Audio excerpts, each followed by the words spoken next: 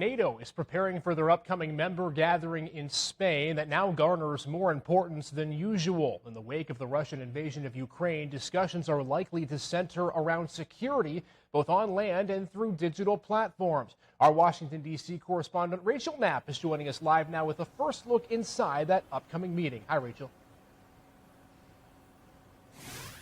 Good evening. Yes, NATO has a full plate. The first issue that they're trying to tackle is Turkey's reluctance to add 2 new countries into NATO. And the second, of course, is that war in Ukraine.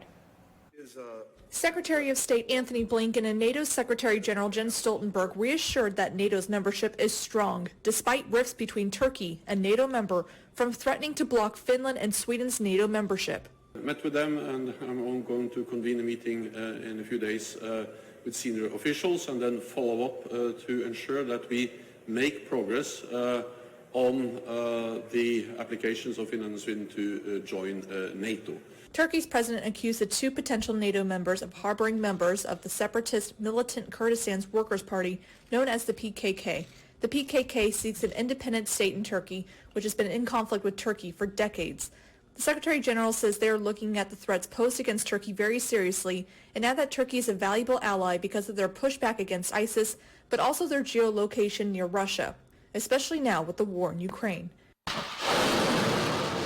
Recently, President Biden announced they're sending more advanced rocket systems and munitions to Ukraine to help them hit targets 50 miles away. The Ukrainians have given us assurances that they will not use these systems against targets on Russian territory. There are concerns that sending more weapons could provoke a broader war with Russia, but they defended their stance.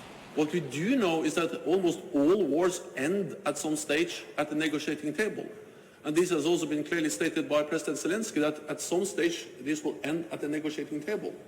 But what happens there at the negotiating table is, of course, totally dependent on the strength, the situation on the battlefield. And that's what we do. We support them in upholding the right for self-defense. Now, NATO says Russia can end this war at any time, but they do worry that Russia could drag it on for a few more months. And again, NATO is set to meet together with their other members in a couple of weeks.